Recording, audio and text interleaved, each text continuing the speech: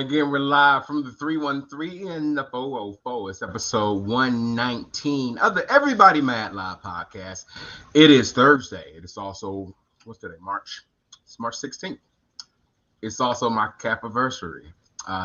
It was 4 years ago that I was reborn on this earth as a Kappa. So this is a very special day, 316 for me, but it's also the 785th day of the Biden administration. My name is Sayed Lover. What's up? I'm Kenny Kabine. This is the Everybody Mad podcast. Really appreciate you all checking us out.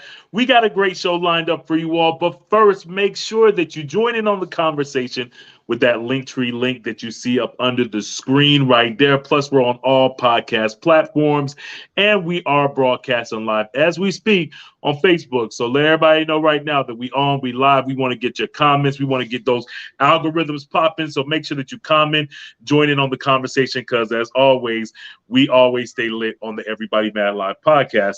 I got a great show lined up for you all. But first, before we start everything, what's been going on up in Detroit besides you celebrating your Kappa anniversary? And congratulations and happy Kappa anniversary, Said Lover. I appreciate that.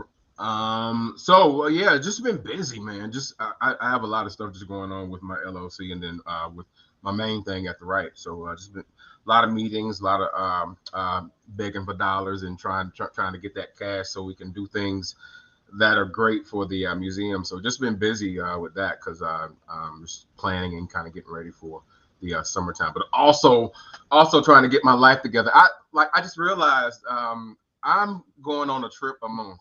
Already. You know what? And let me venture off a little bit, because this is kind of like a little testimony, and I'll make it real quick. It ain't even gonna be like but 3 paragraphs or whatever, but because I've been praying and fasting or whatever. Also because we do the Daniel fast with the Lent period or whatever. So like that started in February, and I didn't know if I was gonna do it because I was on that little kind of like that low calorie diet before then. So I was like, do I go back on a strict diet? And thanks for checking in, Nirvana, for being on the list to be a part of us Everybody Mad audience.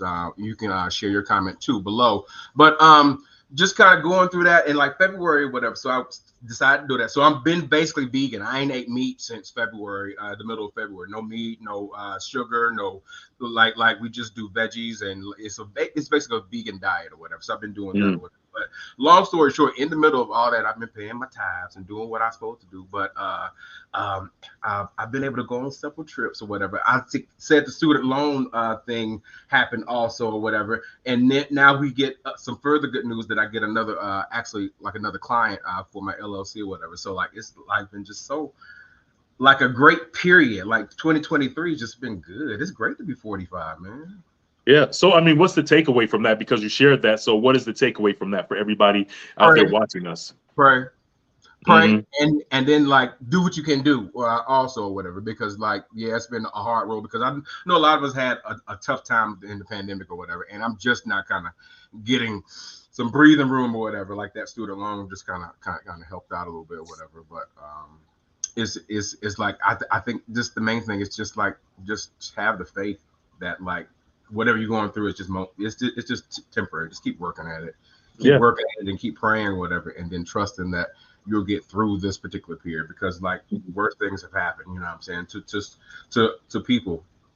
So you can get through it, you know what I'm saying? So like that's just my motivation, because I know a lot of people actually close to us have experienced some loss and some other things like that recently and things like that or whatever. So it's been a trying time for a lot of people, whatever. So I haven't been really sharing a lot of my good news, because a lot of my people have been going through their things or whatever, so it kind of feels kind of bad to talk about your kind of good stuff when everybody's kind of going through some bad things on there, whatever. But like, yeah, I like that's my main thing is just keep praying.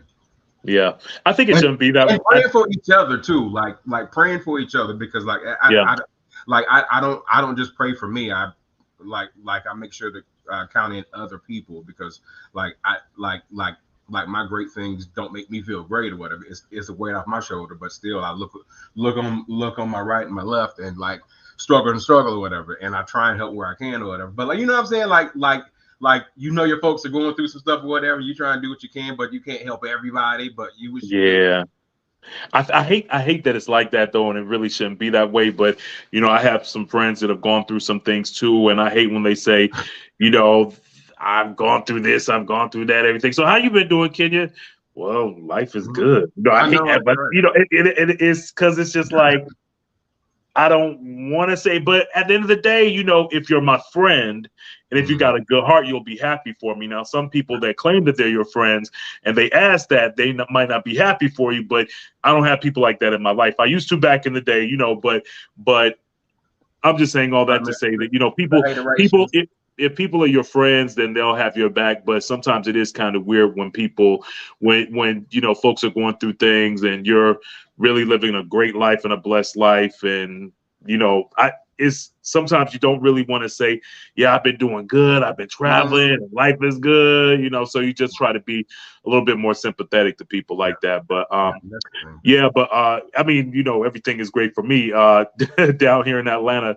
Just like you, trying to get a lot of stuff handled with my LLC, and trying to make sure that these taxes are together. So I'm trying to make sure that I get, Oh, yeah, because I hate waiting to the last minute. So I actually hit up my a tax woman, and I asked her, was there anything that I'm gonna need to submit? Like, can she send me a list? And she told me everything that I need to make sure that I have before getting the taxes done, because I hate submitting stuff to her and then I have to turn right back around and submit her more stuff because I forgot this. I gotta find this email and that and paperwork and stuff. So I'm in the process of doing that, and I want to get these taxes done by next week, so I will be free. cool. What I've started doing is I pay mine quarterly now, like my taxes with my LLCs. So I'm trying to kind of pay them gradually throughout the year, whatever. So hopefully by the time we file the taxes or whatever, I won't get that or whatever. But like I'm gonna have all this extra money they done put on because I got like loans forgiven and like some other stuff, and then they count that as earned income or something like that or whatever. Either way, you got to file it on your tax or whatever. So it's gonna look Right. like I done made six figures or whatever, like with all the added money or whatever. So I know I ain't gonna get nothing back or whatever. But Yeah. it is what it is. But yeah, let's not get so serious. Let's get to everybody, man. I know. Live Well, podcast well, because yeah. we got a good show for you actually. Because We oh. go ahead. Oh no, I was gonna say we're gonna talk about some stuff like one of the things we got some more evidence. The brothers from Jussie Smollett, the ones that the big buff brothers that he hired to allegedly to help him hoax and do well. They actually went on Fox Nation, and we're gonna actually tell you a little bit about what they are saying about how they planned the whole thing along with them or whatever. So we're gonna show you a little bit of that video as well today. As talking about as a former person in the ministry that worked in the ministry for over 12 years or whatever, I hate talking about a man of the cloth and preachers and things like that, but we're going to talk about one today, Kenya. He's in New York City.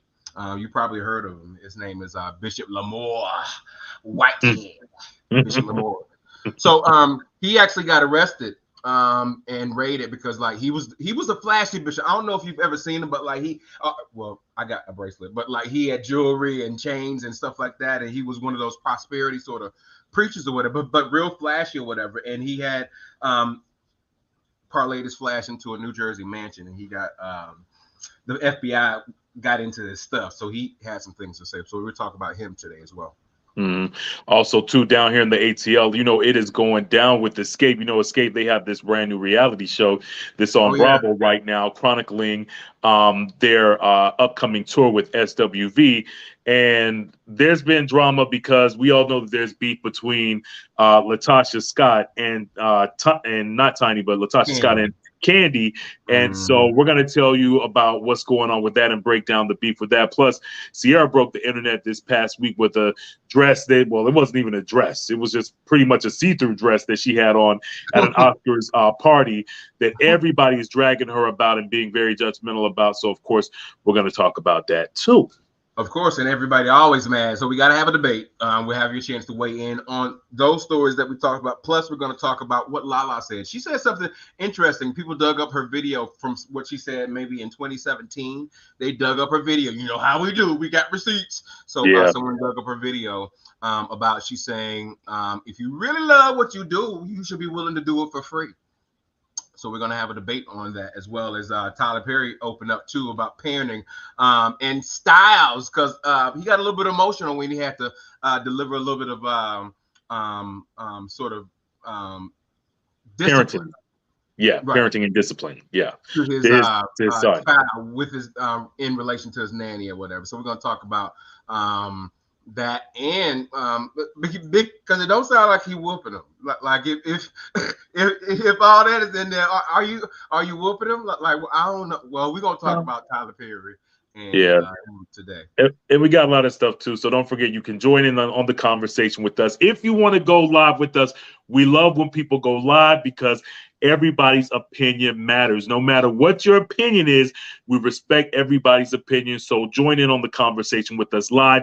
This is the Everybody Mad Live podcast. Now, kicking everything off, like Seth mentioned, the two Nigerian brothers who made headlines for that whole Jussie Smollett scandal that happened a few years ago when Jussie staged that attack on himself to gain public sympathy.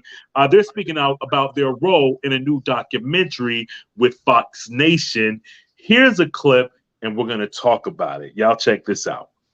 They took our beautiful bench. This is where we waited for Jussie to come before we attacked him.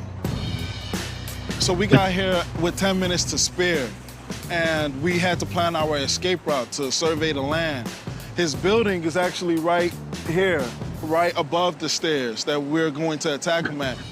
We made sure we got there at 2 a.m. sharp. On the dot. On the dot. We had no phones because he did not want us to bring any phones. He said, so we don't lose them. I don't know if that's really the reason, but you can deduce your own reason. So 2 a.m., he was nowhere to be found. He was not there. So we were like, damn, what do? We didn't have no way of contacting him. He had no way of contacting us. So we waited here for about, what? 4 minutes? It was about 4 minutes, 4 minutes. But it felt like forever. Because it was cold as balls. So I saw him out the corner of my eye, and I was like, okay, that's him. Let's go. We gotta go get this Empire fat. Yeah, that's him. That's him. Is that him? That's that Nick. It's that Nick. Get that Nick. Oh, he's moving fast. Come on, let's get him. Get that Nick. Let's get him. As we crossed the street, we said hey to get his attention. Hey, Nick. Hey. He turned around, looked at us, and that's when we started yelling the famous slurs he wanted us to yell. Hey, aren't you that Empire? Hey, Empire fat Nick. It's MAGA country. Yeah. And then he said, what did you say to me? And then that's when I threw the first punch at him. I held the blow because I didn't want to hurt him, of course. So I made it look real, but I held it. Then we started tussling, moving around, and then I threw him to the ground. He wanted it to look like he fought back.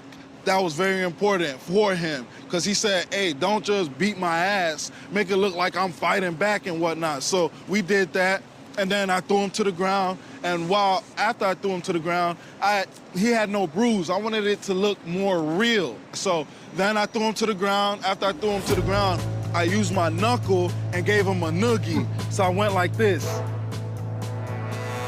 Why did I do that? To give him a scar, to give him a mark, to make it look real, like he really did get his ass beat. After I did that, I fake kicked him. I don't know what he was doing. I wasn't paying attention. That's where I came around with the bleach, the infamous bleach in the hot sauce bottle, poured it on his shirt. Then I finally put the rope around his face. I did not put it around his neck. I just placed it on his face, and that's when we took off. Ball. Right. I don't know what to say. I mean, like, I think that they're doing this because they got beef with Jussie. Jussie did something to them. And matter of fact, they went on record saying that the reason why they did this was because Jussie promised them something and something didn't go down. And this is why they decided to do this documentary. I also think that fame is, I say this all the time on the podcast, fame is a hell of a drug. And I think that people do stuff for clout. You know, you're doing stuff to keep your name out there. People know that you staged this fake ass attack with Jussie Smollett. We all know that Jussie Smollett is guilty. So now that we all know that, now you have to just come out and you have to tell everybody exactly what happened. So it kind of gives you a little credibility because you don't want to go through life being known as the guys who fake beat up Jussie Smollett for Jussie Smollett's fame, so Jussie Smollett can gain some clout from it. So I guess they just said, you know what, we're going to just try to clean up our image by putting it out there exactly what happened. So I think this is why they did what they did. So is there further projects that they have coming up, you think, related to this or whatever? Like they're going to write a book or do some like I don't know. I don't know. I just think that Jussie, we have to realize that Jussie is a liar. And I know that black people want to give him a pass and everything like that, but what he did was dead wrong. So he didn't even get jail time for that, right? Because I know they found him guilty, right? No, he did. He was in jail for a while. He was in jail for a couple of days, yeah. But yeah, I mean, but dog, Jussie. Yeah, she was just. We were all rooting for Jussie. You remember that, Tyra Banks? We were all rooting for you. We were, but then it just he made us. What really pissed me off about the Jussie Smollett incident was that it came at a time where there was so much racial divide in our country. So when he put out that whole Magda story, it really made us as African Americans look bad, because then Donald Trump went on record saying, "Look, he's lying."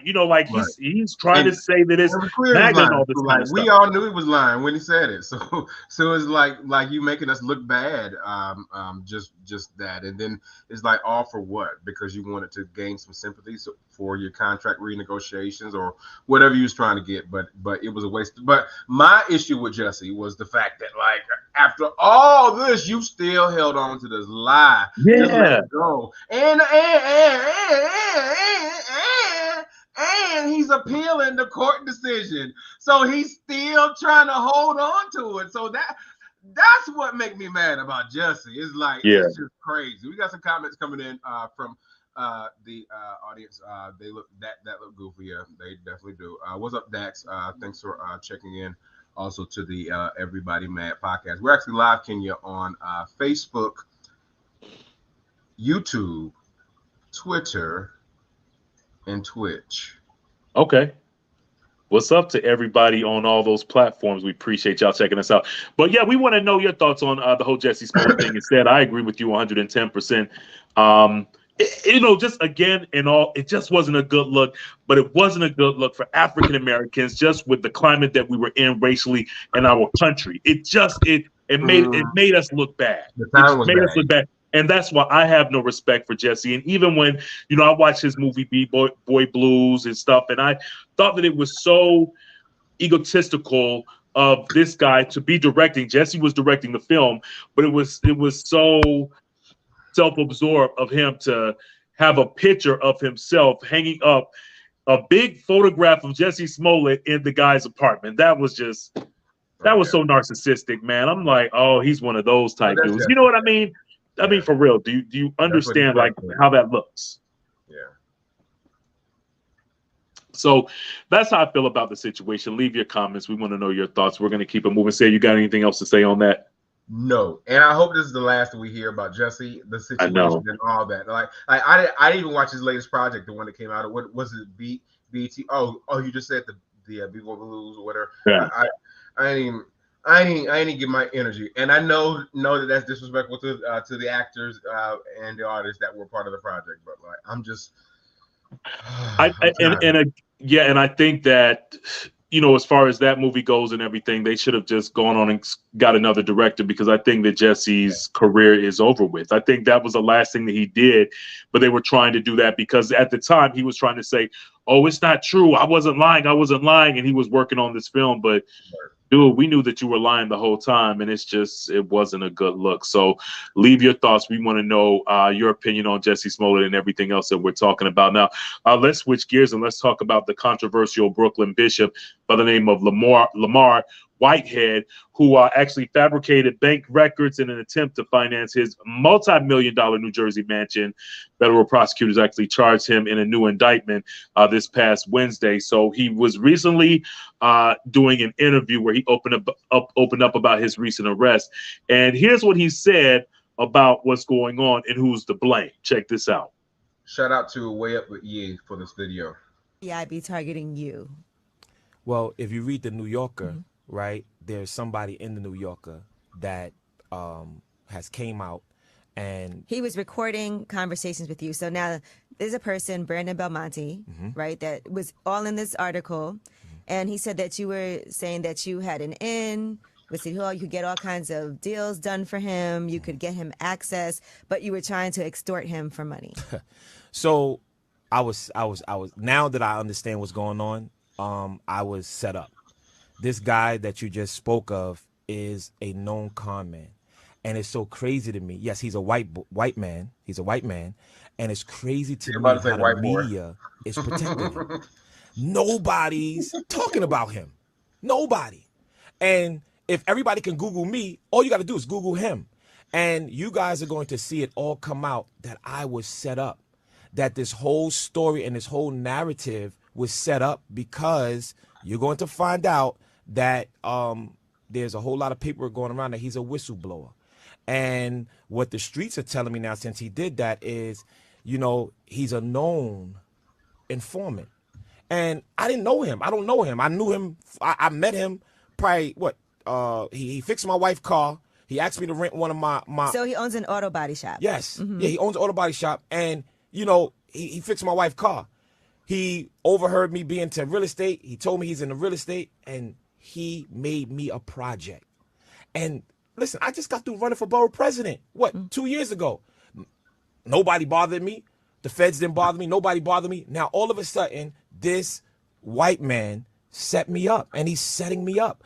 And at the end of the day, so with all of these things that's coming out, right? Everybody's saying, well, the Fed's conviction rate is 98%. True. However, if it's based off of a lie, then what? Listen to the way he tiptoeing around just his answers. Like you can smell a lie from a mile away. Lamor, Pastor Bishop Lamor, Whitehead, like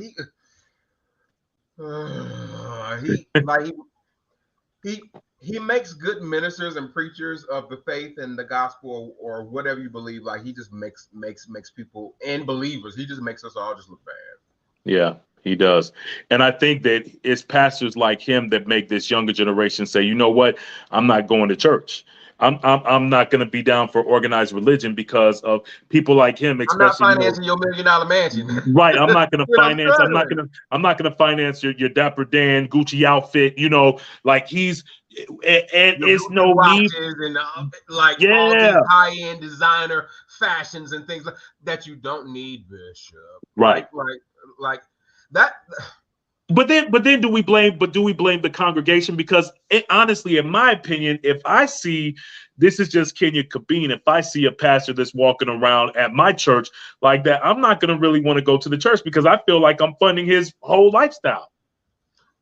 And that's what people think or whatever. And then too, like this is a different generation, especially like young adults right now. Like they want something that they can connect to that is going to make some change and some stuff or whatever. Like they don't care about all the tradition and all the stuff that was passed down and what my mama gave to me and what my grandmama did or whatever. Like they don't care about all that.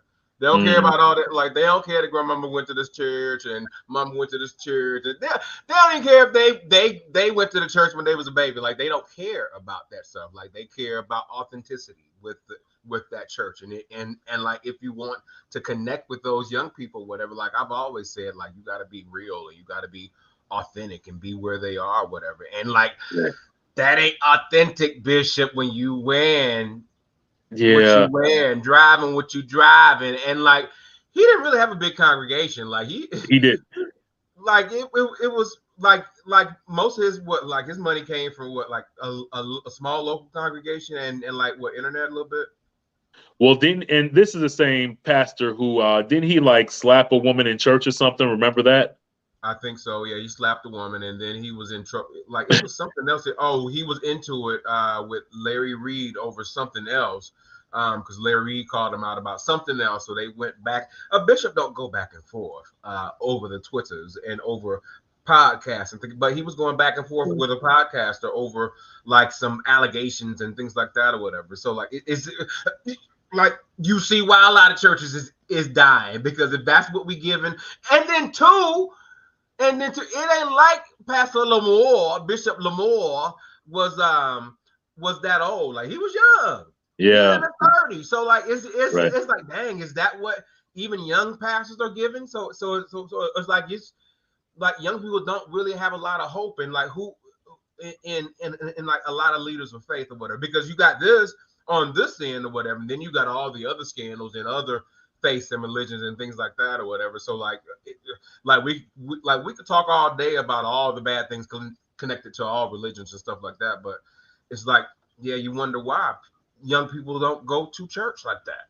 Yeah, well, I feel like, well, yeah, and I don't either, but I feel like, and I'm a very spiritual person, but I just feel like if you are the pastor, if you are a leader, then you should carry yourself as a leader. So that means not sleeping with everybody in the church, not doing drugs, like not taking funds, and be a leader.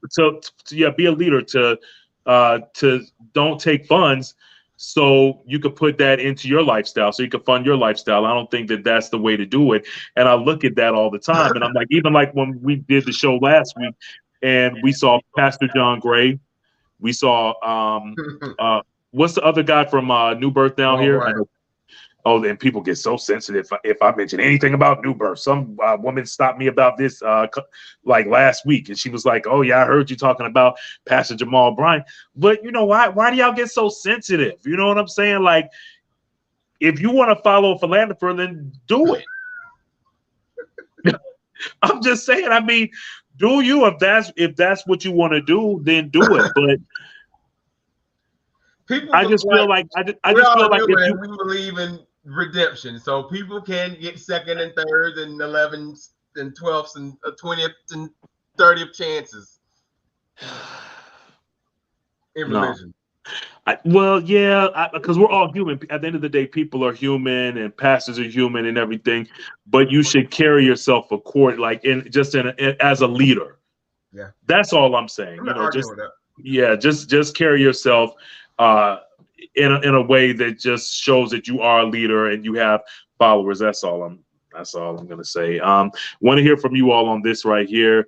Leave your comments. We're also on Instagram, and shouts out again to everybody that's checking us out right now on Twitch, on YouTube, on Twitter, and of course Facebook Live and all podcast platforms. Yes, and it's sad to say I need to go back to church. You're gonna skip past that question because I clearly asked you and you just went on past that. I didn't hear you. No, I didn't hear you. What'd you say? Oh, okay. No, I said no. When you said, "Well, I'm a spiritual person," and then I said, "But do you go to church?" No, I don't go to church. But I said, a lot of people but that's what I said. Yeah, but I said that even before I said I don't go to church, I preference that with I am a spiritual person, but I don't go to church. Just like you. Mm-hmm. And I mean, you used to work for a church. No, I watch church every week. I go to church every week. I tithe every week now. And okay. Now I am praying and fasting. I'm actually doing this fast with the church now. So like we went the same. Mm-hmm. Okay. All right. We're a little bit different. Not to say your journey is bad or whatever, because like it's not. Like we all take whatever road that we need to take to satisfy our whatever spiritual hunger and desires that we have, whatever. So like that's why like I've never been one to push the way I worship and like my faith on good. Whatever. Like I share it if they ask, and I take you to church when you want to come and all that stuff or whatever. Like okay. That's good. Now we like I saw something on like one thing about like how when people quit like leave a church or whatever, like they leave their friendships or whatever. So like once you leave the church, like you stop talking to that person who still goes to that church. Really? That's a phenomenon. So like once you leave the church, it's kind of like you leave most of those friendships behind. I'm like y'all for real? But like there's a certain segment of people who like that. Well, like you ain't really in my circle no more. I was like, that's interesting, but that's like, wild. Well, we cool. Like affiliation don't matter. It's like right. How are you treating people? That's what I want. But when I was in college, though, and I think this happens to everybody when they're younger, when you're going through college and you have those friends that become very religious and they try to push their religious ways on you. And I went through that at Savannah State where I had so many friends that were like, oh, I'm going to church. And they were in the Savannah State Gospel Choir.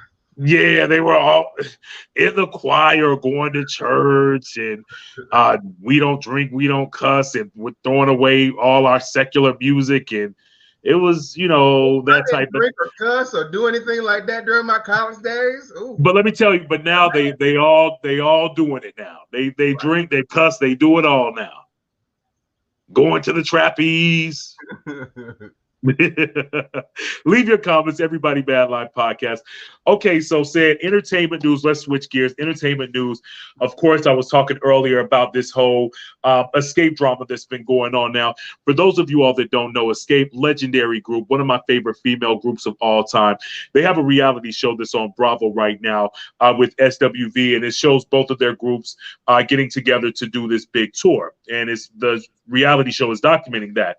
And so for years, there's been this like big beef between Kandi and LaTocha Scott. Everybody knows that. This was, as a matter of fact, this was actually chronicled on one of their other reality shows that they had on Bravo a few years ago. So now the stuff is coming out. The Kandi saying that LaTocha was given preferential treatment by the group's manager, which is Rocky Bivens. That is LaTocha's husband. Yeah. And LaTocha saying that Kandi never liked her because Natasha sung the leads. Kandi says it's not true. We have the receipts. Y'all check it out, and we're going to talk about it. Hired, mama. So let me try to explain it for you from the best of my knowledge. And I'm going to use allegedly because I don't want nobody suing me. Okay? To be clear. Tamika Scott and Tasha Scott and Mama G. I'm your sister. You don't body shame people. They were having the argument. Oh, Ocean was there, Tamika's oldest daughter. Basically, everybody knows that the accusations have been thrown out about Tasha being able to steal Tamika's money, or Tasha stealing Tamika's money. That's what Tamika said. I've been seeing on the blogs, a lot of people were kind of confused on how that can happen. Oh, you stole my money. Blah, blah, blah, blah, blah. What you want to come against me for? Okay, I'm going to try to explain it to you to the best of my knowledge. So this incident took place before me and Tamika Scott made up. So it was before our first reality show, Xscape Still Kicking It. This thievery that she's talking about. You and Rocky stole my money. Mama didn't say nothing. So basically what happened allegedly happened. There is a union or a company called Sound Exchange that developed in the 2000s that is for the benefit of helping artists get royalties for like airplay and stuff like that. For a long time, everybody here is like only the songwriters typically get paid when the songs are played on air. But Sound Exchange, when they developed as a company or a union of sorts, basically they made agreements with different, I don't know, whoever the powers that be, to make it so that they could collect some royalties for the artists who are like performance royalties. And so with that being said, it started in the 2000s after our group broke up, but they were able to collect royalties on our behalf going forward. Now, we all did not find out about Sound Exchange probably until they was open for a few years or whatever. And I remember Tiny's mom was the one who let us know about it. And she signed us up, all right? I think her and Tina is another family friend of ours who helped us with our money and stuff. They basically let us know about it, signed us up for it.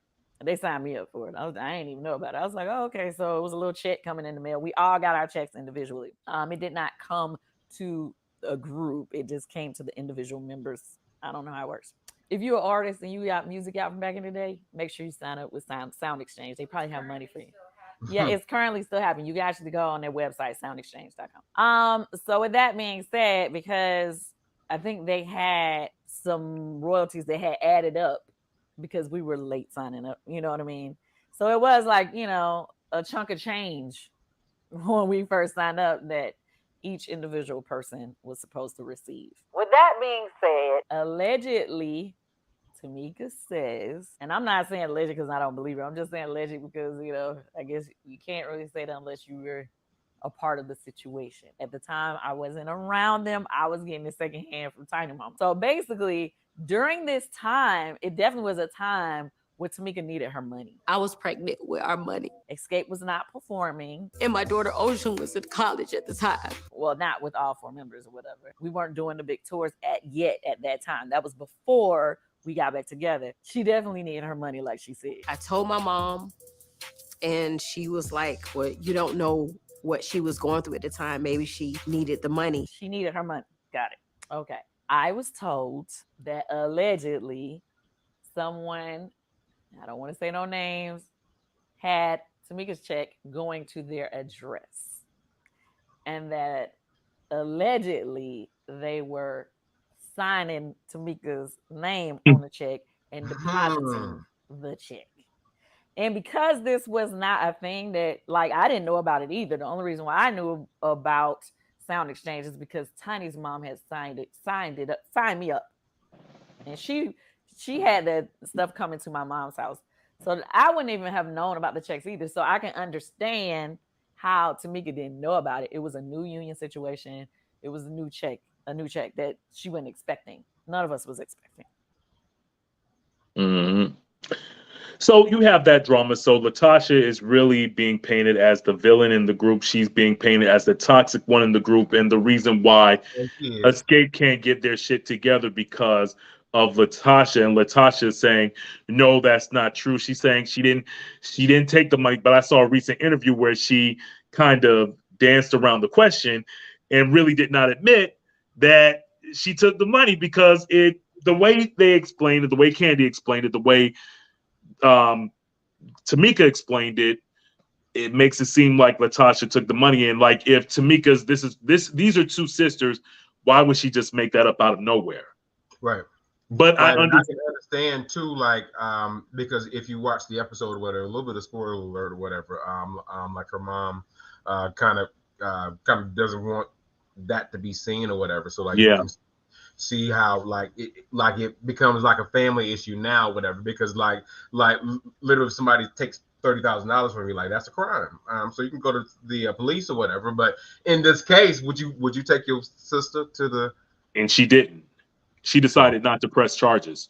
So that was also discussed too in the latest episode where she said, I didn't want to press charges because that's my sister and I've always been ride or die for my sister. But it's just a lot of craziness going on. Also, too, Kandi breaks down the fact that while LaTocha's running around saying that Kandi was mad at LaTocha for singing leads on a lot of songs, in fact, Kandi was the one that sung the majority of the leads on the first 2 Xscape albums. If you go back and look at the breakdown and stuff, Kandi was the one singing the majority of the leads. So, I just think that it's sometimes, female energies, they clash and they don't get along, and they've always had beef. Even back when I was on the radio, I always hear stuff about Xscape not getting along.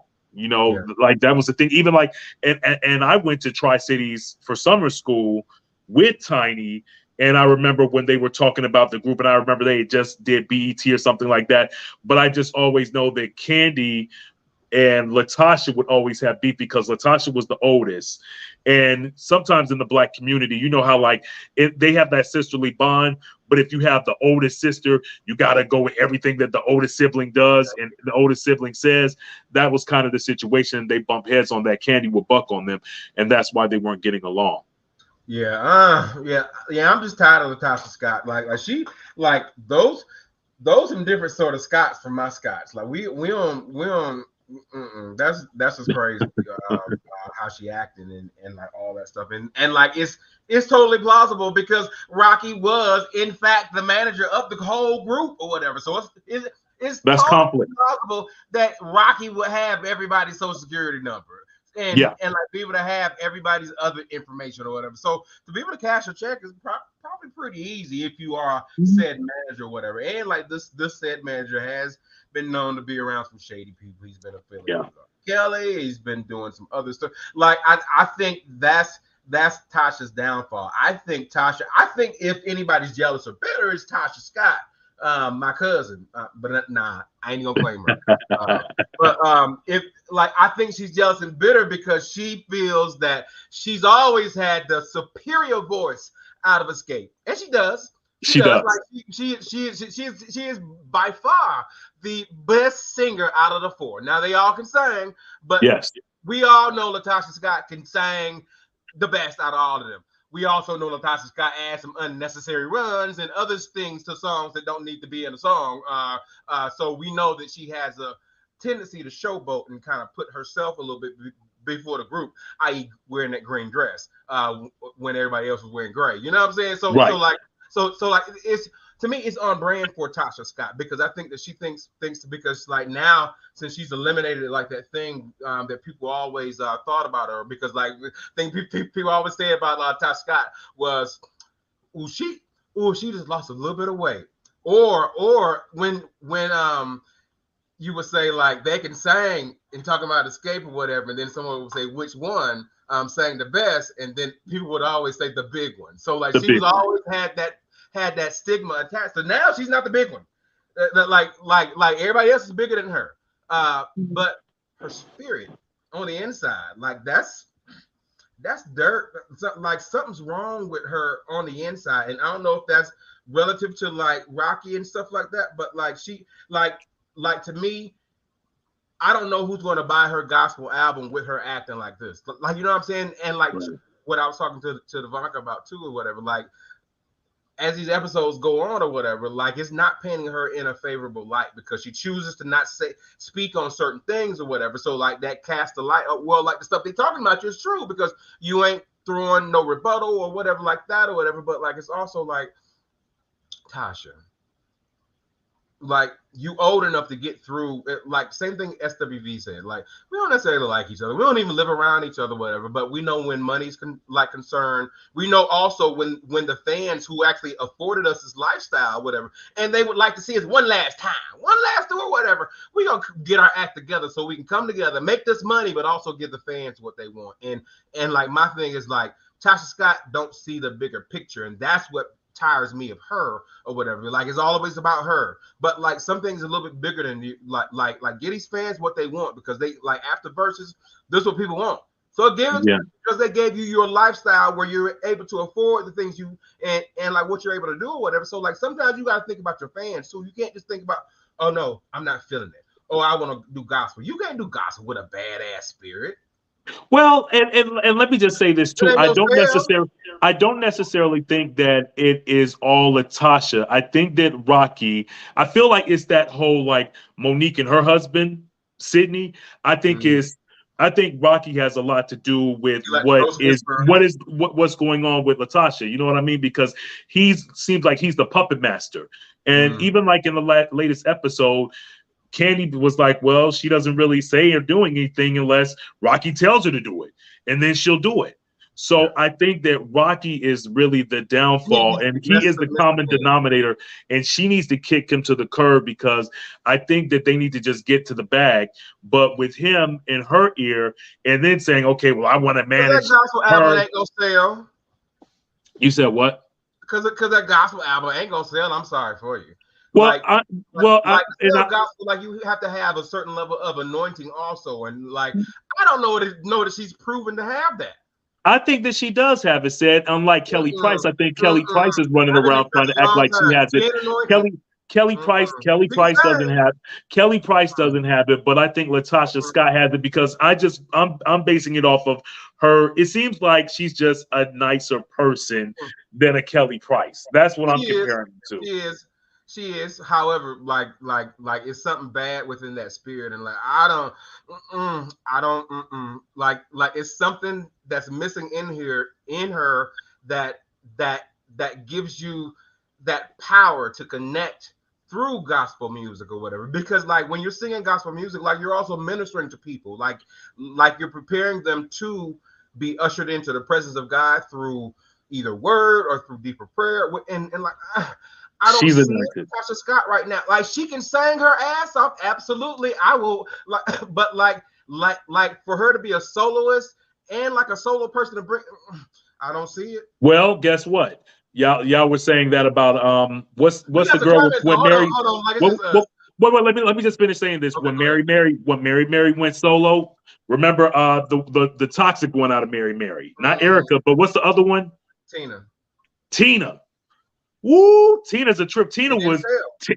Tina was tearing up cars and doing all this kind of stuff. So she didn't really have the anointed voice. What? What'd you say? Her album didn't really sell like that. That's what I'm saying. Like your spirit, like you have to have something. Like it ain't easy to sell gospel music. Number one, it ain't easy to make money off of gospel music.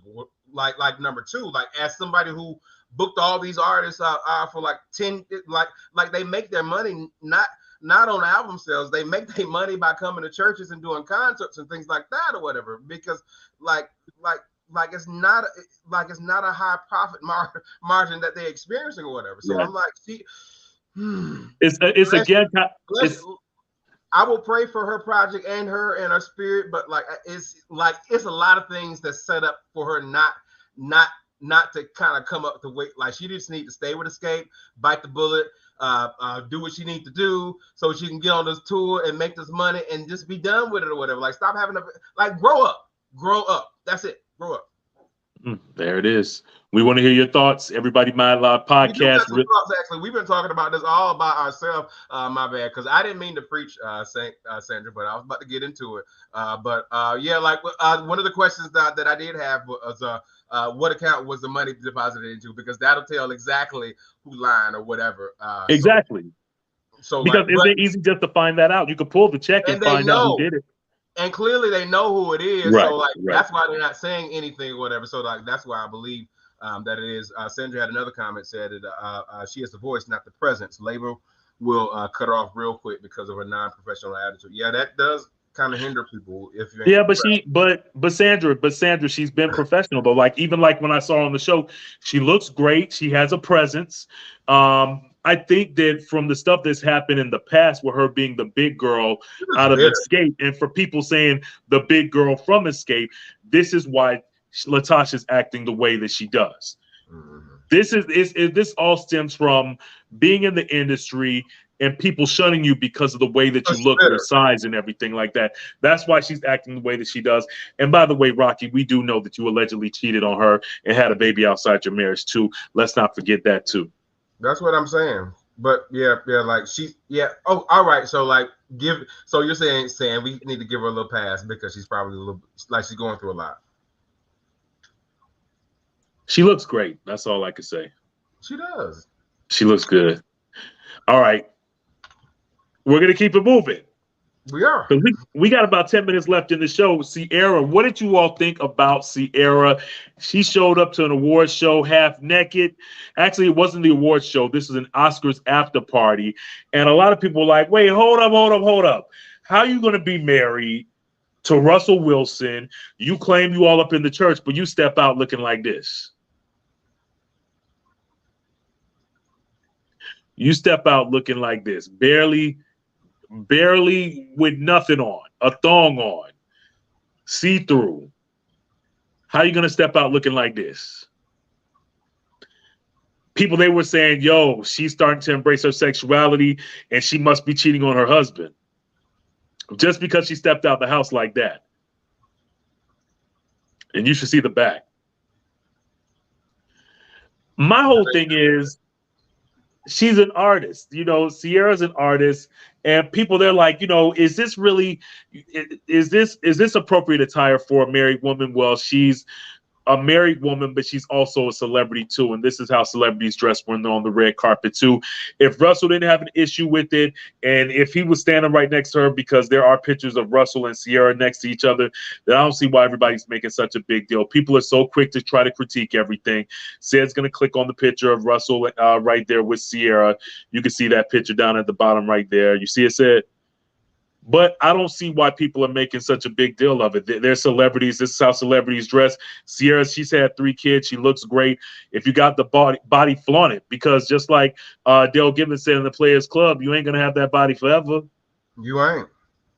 You know, so why? So you might as well just go on and do it now. Do it while you can, because once she gets 60, 70, 80 years old, she won't be able to do it. So wear it now. Go ahead and flaunt the body, baby. That's what I say. What about you, Sam? What's your take on that? No, I agree. I don't know what happened to the screen.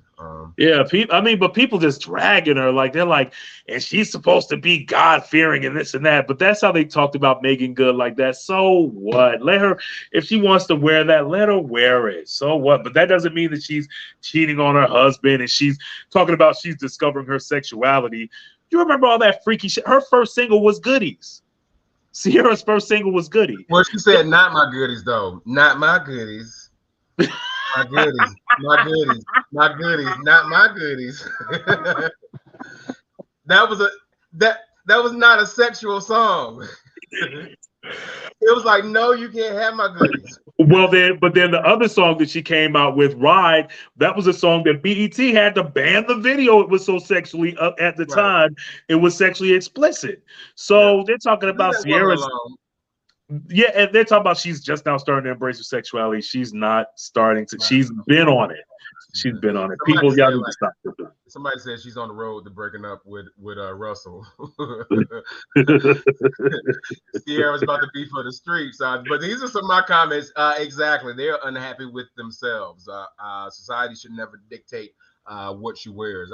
Like absolutely, and I feel the same way too. I had a comment on some of the other things too, and we'll get back to that. But people saying about men with little man shoulder bags or whatever, like it's not my style or whatever. But like I was like, pants have smaller pockets nowadays or whatever. So like, and it's like you have to have somewhere to put your things. So I wear a backpack, whatever. But some men used to have a little sling or like a little Coach bag. Man purse. Niggas walking around with, brothers walking around with Coach bags in Atlanta now. Right, that's what I'm saying. Not my style, but do you? I don't care. It don't affect me at all. She said Russell dumb if he let Ciara go. Nah, yeah, I don't think he letting Ciara go because he got one. He got one. Yeah. Leave that one alone. Right. Leave that one alone. All right, so leave your comments. You could always join in the chat with us too. We'd like to have you live with us. You can hit that Linktree link that you see up under the screen right there and join in on the conversation. Quick debate. Lala Anthony said in an interview, this just came out. She did an interview a while ago that's just starting to resurface, where she said, when you love what you do, you should be willing to do it for free. Now, I don't know if do we have a clip of this? Yeah, let's put it in context. What you do, you should want to do it and be willing to do it, for free. The theme, like I never took jobs because of money. I took jobs because I love them. I took jobs because I wanted to work with certain people, and the money came as a result of that. I hear people all day in my world today, like, I'm not taking that. They only offering this, and they'll throw away like a great acting opportunity, a great job because of the pay. I just can't do that. That's just not how I do business. Yeah. So, but see, that's in the world of acting. But I think that can kind of transcend into just what everybody does. I think that when you take a career, you should be able, initially when you start off, you should say, I can see myself doing this forever. And if you're trying to work your way up to the top, sometimes you have to work for free. And I, when we first got our start in radio, we started off as interns. We worked for free at the time. Now I know they do. Yeah, now interns. Well, you never work for free?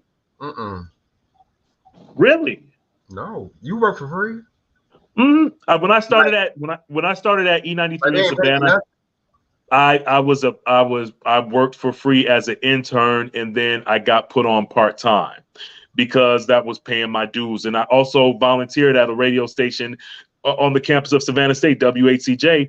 I worked for free. I volunteered. Volunteering is working for free, but that's how I gained the experience. And had I not done that, I wouldn't have gotten to where I am right here today, talking to y'all on the Everybody Mad Live podcast.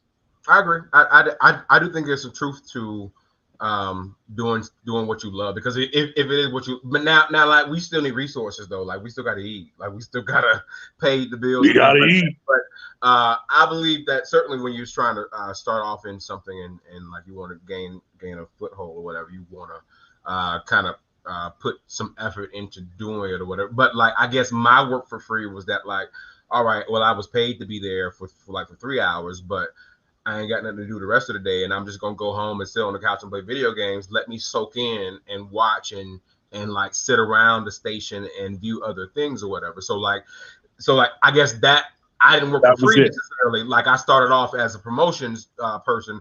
I did my promotional things or whatever, but after that I kind of stayed around and hung out and listened to radio shows, and that turned me into a radio DJ eventually or whatever. So maybe that's kind of related to that. But I also believe too, like if you really love what you love or whatever, like then you never feel like you're working at all or whatever.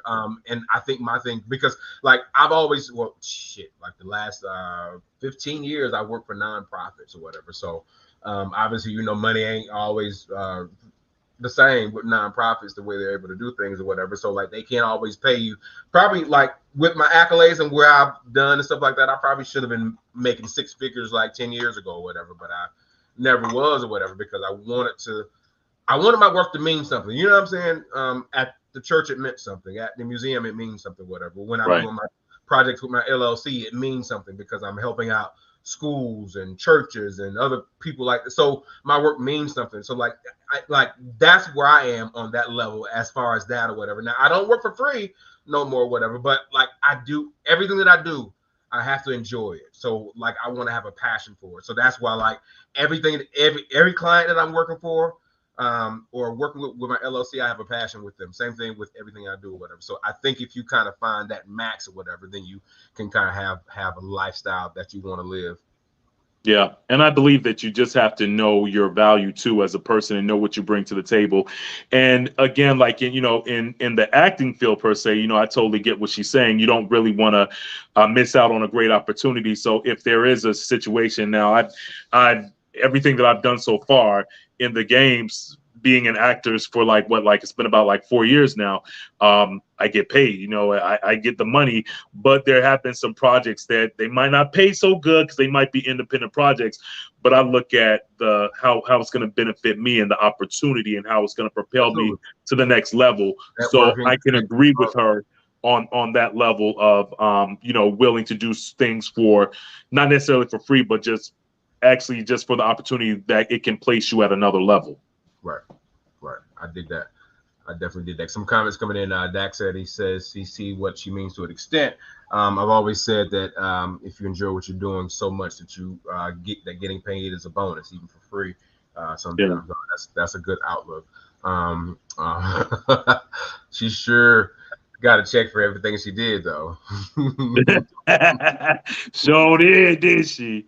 Right. Sure did. Plus, like, ain't you married to a millionaire, Miss Lala? So like, you can afford to not charge everybody regular prices. You know what I'm saying? Because like, your baby daddy is a multi-millionaire. Carmelo Anthony. Mm-hmm. Your baby daddy and your hook. Well, aren't they getting divorced? I think.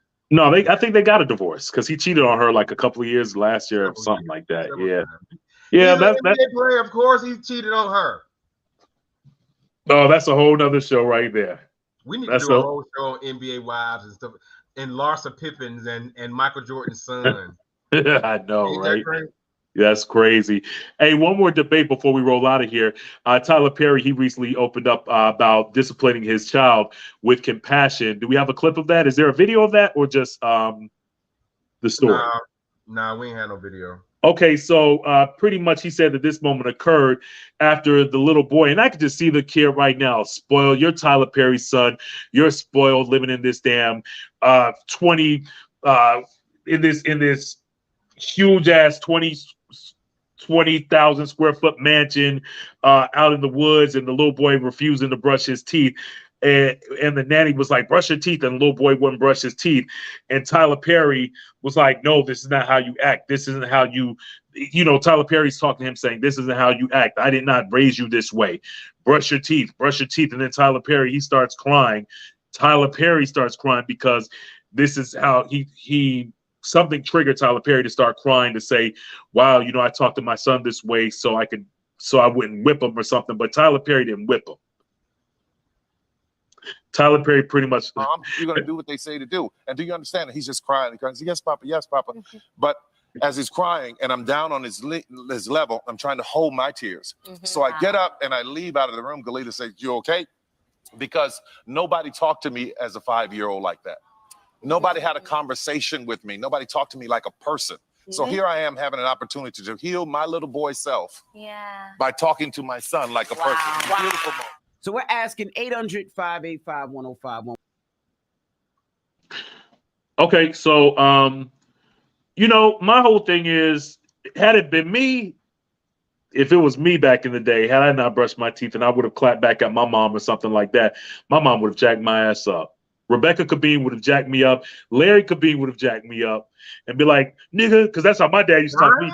Nigga, my dad used to be like, nigga, who you think you talking to? That's how my dad talked to me growing up. You know what I mean? So that's just how I grew up. But yeah, like my parents, they used to whip me. They would beat me. So like, but that doesn't happen anymore. I don't think parents whip their kids anymore. I feel like they don't too, because like a lot of these kids come into situations where they don't expect to be challenged, and like we've seen plenty of school situations where like kids have bucked up to adults or whatever. Like that's something growing up in middle school. Like would anybody ever like think about bucking up? Like when you went to middle school or when I went to middle school, like we don't like, we had a different sort of connection with like people who were adults and yeah, they definitely not whooping.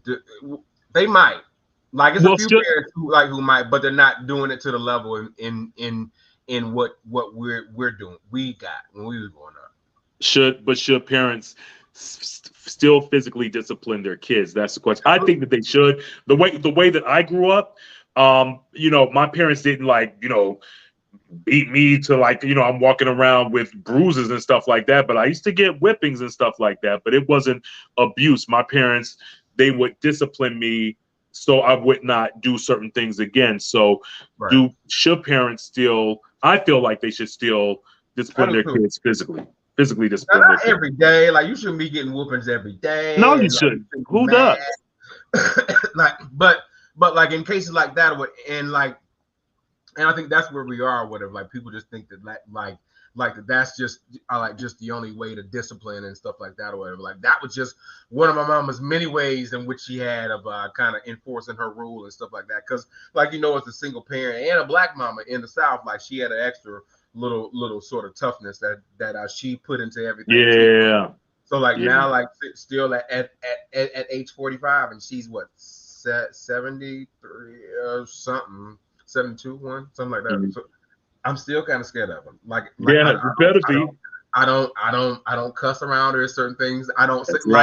Like it's stuff that was a part of my childhood, like that's still there, or whatever. And then subsequently, when I go out into the world or whatever, like I usually carry it on that same sort of level of respect to people who also look like her generation and stuff like that. So I share, but it's a lot of stuff we don't share that because like now we're trying to erase the generational sort of like divides or whatever. Like all these parents want to participate in gentle parenting. Like one of my Cameron told me that one of his friend is doing sort of this gentle parenting sort of thing to where like they don't discipline like the child or whatever. So the child gets to make decisions on everything. So like. So like subsequently, like the child gets to eat what they want to eat. So like they never eat anything else or whatever, other than what they request to eat. It's just the craziest stuff or whatever. And I'm like, it's like, give them to me just for like a month. I can straighten that out. Like over the summertime, like he will be like a vegan. Like he would change his whole life because you eat what we eat. Like I come to like like you as a child, like you don't make decisions when you don't have the resources to provide for that. And then too, like I was saying, them like you're not a guide. Like the reason like parents are here, like we're not there to kind of I like to take the journey along with them. Oh, like we're going with you and see what happens or whatever. Oh no, we're gonna let you explore. No, you are a parent, so like you got to be a guide to make sure that like they stay in a general area. Yeah, they gonna learn here and there and stuff like that. Let them venture and be creative and do stuff like that or whatever. But at the end of the day or whatever, you still got to remember you still have to remember that you are a parent and you have to put in that child the things that they need to be and smart and be in society and and like assimilate with people and all that stuff. And if you don't do that, you're doing them and this whole society a disservice. That's why I say like a lot of people shouldn't be parents. Like they really shouldn't be parents at all, because you ain't trying to put into your young person something like if you don't have a plan to like make them a better than what they come out of the womb as or whatever, like you should have planned for like this is what I want to do financially, this is what I want to put, these are the sorts of programs like that I think would be good in my area to kind of do, and now because I want to do that, I want to get these resources so I can put into like, or do you just want to have babies just to have babies? Right. Like it's just stupid. Like they are. Have kids that mean something that can change the earth. Right, and don't be having babies. I don't understand how y'all be having all these kids and y'all ain't got no money and no job. Like, what is that all about? I know that's a whole nother show. I don't want to get off topic. I'm just saying though. But anyway, yeah, let's just go ahead because I know we got to wrap things up in a second. But if there's any more comments on this, leave your comments. In Memphis, police, they were on the scene for a double homicide. This is a crazy video. Check this out. 4 people, they were shot. Just imagine the chaos that was going down. Well, a reporter was also on the scene to get the scoop, and he was trying to get an interview from a suspect live on the air. Check this out. This is hilarious. Viral video clip of the week. We spoke to you. We knew that Memphis police were saying that at least 4 people had been shot. Since then, they now confirmed to Fox 13 that 2 of those people shot are dead. Of the other 2, they say have been transported to hospitals. Let me step out of the shot, my photographer. We got something going on here, as you can see, unfolding now on your screen. A gentleman running through the crime scene. I'm not sure exactly what's going on here, but typically police do not appreciate people, as you can imagine, going through crime scenes. I'm going to see if I can ask him, what's going on? What are you doing? Fuck what you talking about, man? A lot of emotion out here, as you can see. What's going on? All right, a lot of emotion out here right now. As I said, 2 people confirmed dead. This coming directly from Memphis police. Again, Dominique, when you came to us, as you can see right there, it looks like they are taking this gentleman to the ground. Not sure who he is or exactly what's going on, why they appear to be arresting him right now. Emotions are understandably raw. When I spoke to someone earlier, a woman said that she was believed it was her 2 grandsons that might possibly be injured. That was hilarious. That was funny right there. You know, he was, the reporter's still trying to be all professional and everything. I wouldn't have done that though. I wouldn't have done that. I would have just been like, yo, he's just running past. But you can't sit up here and try to ask him a question and you see him running away like that. Come on now. Right. Like you, but like the fact that he responded back. That was a funny part. Back like that was a shocker for me. Yeah, that was funny. And live on TV too. Wendy Williams was out recently and I don't know what to say. Wendy went to LA trying to look at her star on the Hollywood Walk of Fame, and pictures are out of Wendy looking like this. We're keeping Wendy Williams in prayer. Oh no. What is that little thing? How do I get that gone? Click that little X. I can't see it on my screen.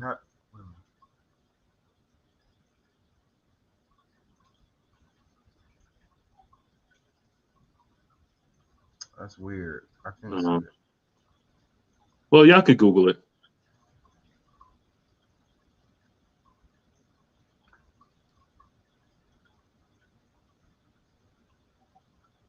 So that's her. That's the picture. That's the recent picture, not the picture when she received the Hollywood Walk of Fame. That's on the left. That's when she first received it. But that picture was taken this week on the right-hand side of Wendy. And I know people are listening to the podcast. If you're visually watching the podcast, said I don't know if you can zoom in or not. If not, you all can just kind of Google that picture just to see. Oh, there it is, right there. Yeah, see, it's something looks off though.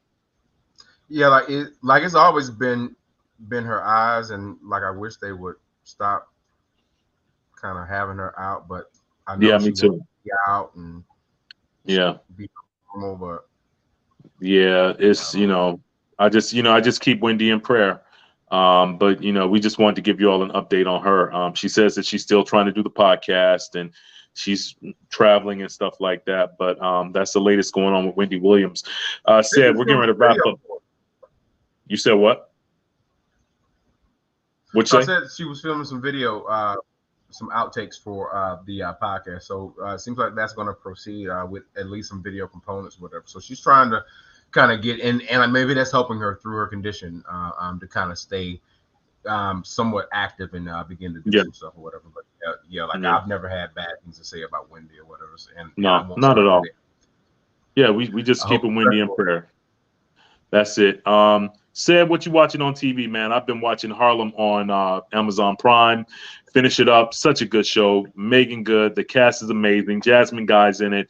You all got to check out Harlem. Excellent show. What you watching? Oh yeah.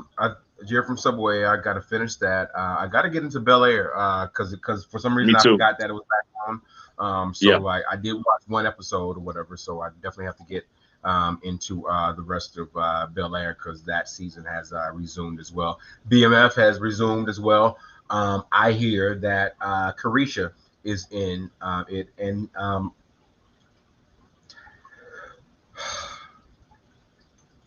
somebody on Twitter said that's why Diddy be peeing on Carisha. Why? So I guess she didn't do that good of a job. She did a hell of a job. Like, her show is really good. Carisha on the her interviews? No, not her interviews. She's acting on BMF. Oh, I didn't see. I saw the memes and stuff and people, they were dragging her, but she got booked for the role because of who she is, and she's not an actress. But when you're a celebrity, people, they put you into the positions where you can act, and you might not take acting classes. They just put her in, but hey, it is what it is. She'll get better. She'll start taking some acting classes. Hey, yeah. Guess what? She making more money than all y'all haters. Right. Right. That's how I look at it. Hey, we really appreciate you all checking out the Everybody Mad Live podcast. Again, big ups to everybody on Twitter, on YouTube, on Twitch that's been rocking with us, and the Facebook Live family. We really appreciate you all rocking with us. We are here every Thursday at 8 o'clock. Coming up in a few weeks, we have some of my acting friends down here in Atlanta. They're the cast of a brand new indie film that you can check out right now on Amazon Prime. It's called The Lies That Bind Us. It is starring Alicia Ward, Jay Elliott, Cheryl Frazier, some real good buddies of mine in the acting world. They're going to be with us in a few weeks. And then we have Pauline Harrison.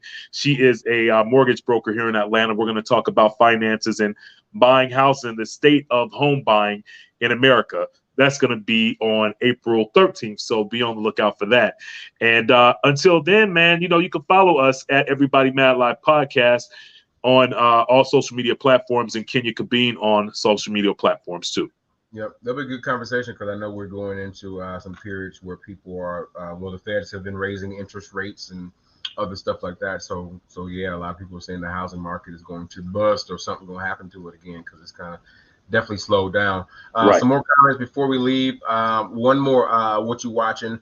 Unprison on Hulu. I have to add that to the list. I haven't seen that. Also, thank you for checking us out, DJ Pleasure.